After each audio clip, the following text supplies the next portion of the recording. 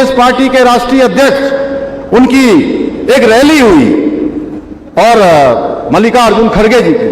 मैं मल्लिकार्जुन खड़गे जी का, उनकी उम्र है, वरिष्ठ है, लंबा राजनीतिक अनुभव है,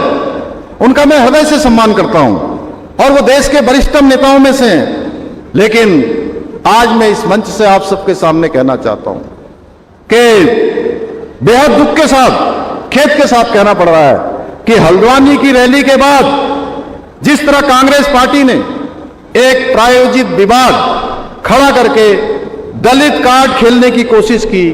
उसकी जितनी निंदा की जाए उतना कम है। वो बेहद शर्मनाक है। जबकि वहां पर जातिवाद से संबंधित किसी प्रकार का कोई नारा नहीं लगाएगा भाइयों बहनों। वहां पर कुछ धार्मिक नारे इस प्रकार के लगाए गए थे, उसके कारण से कुछ स्वयंसेवी संगठन आगे आकर उन्होंने उस रामलीला जैसे पवित्र मंच का दुरुपयोग हुआ है, यहां पर इस प्रकार की बातें हुई हैं, उन्होंने स्वेच्छा से वो काम किया।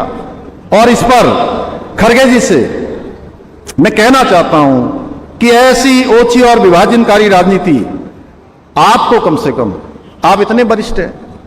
आप कभी कहते हैं मैंने अटल जी के साथ काम किया, मैंने आडवाणी जी के साथ काम किया,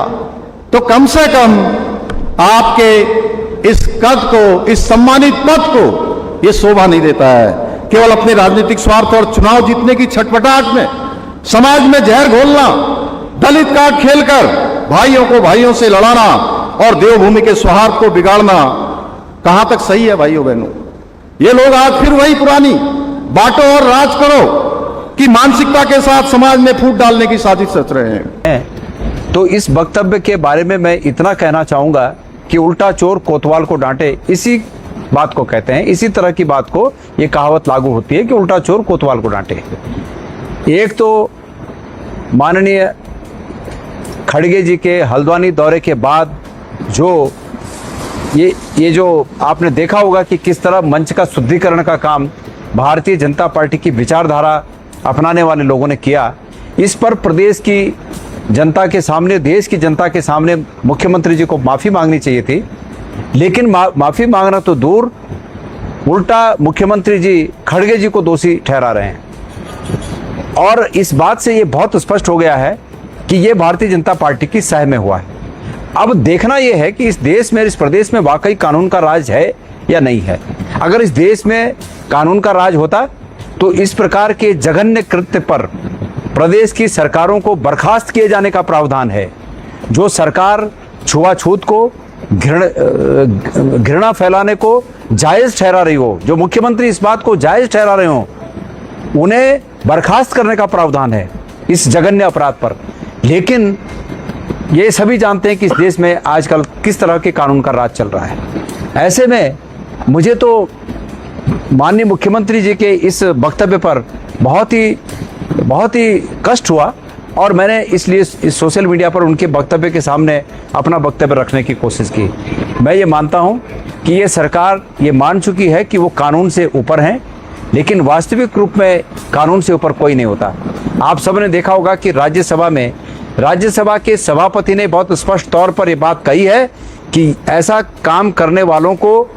सरकार के द्वारा निश्चित रूप में जो कानून है उसकी परिधि में लाया जाएगा। और मुख्यमंत्री उसके उलट मतलब राज्यसभा के सभापति के ओहदे से भी ऊपर होकर आज जिस प्रकार से पक्ष ले रहे हैं और खड़गे जी को कटघरे में खड़ा करने का प्रयास कर रहे हैं, ये दोबारा एक बार फिर इस प्रदेश में हमारे अनुसूचित भाइयों के लिए एक निश्चित रूप में झटका है। मैं हमारे प्रदेश के सभी ऐसे लोगों का, जो लोग समाज में जातियों से ऊपर उठकर पूरे राज्य को एकता में पिरोने की बात करते हैं, जो ऐसी भावना रखते हैं कि ये प्रदेश और ये देश हम सबका है, मैं उन सब लोगों से आह्वान करता हूं कि मुख्यमंत्री जी की इस विचारधारा को, भारतीय जनता पार्टी की इस विचारधारा को झाड़ने की जरूरत है, झकझोरने की जरूरत है। जिस प्रकार से धूल से कपड़े झाड़े जाते हैं, उस धूल को झाड़ने की जरूरत है, ताकि लोकतंत्र और हमारा जो संविधान है वो उज्जवल होकर सबका मार्गदर्शन कर सके।